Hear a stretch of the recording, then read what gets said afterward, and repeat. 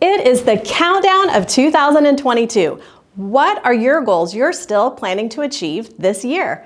Hi, I'm Gina Walton with the Walton Home team of Keller Williams. And if selling your home is one of them, it is not too late.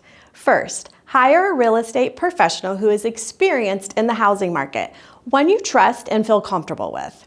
Work together on a list of must-do projects that will maximize your return and helpful tips for those final touches before the showings start.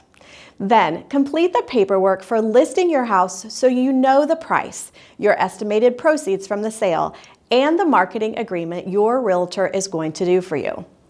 Then, deep clean and declutter so the buyers can picture themselves moving in with their home decor and furnishings. After all, you're moving, so go ahead and start packing or donating some of those miscellaneous items in the rooms and closets. Now, once showings begin, a buyer will come to look and then write a contract to negotiate the details. Once it's accepted, closing is typically 30 days from then.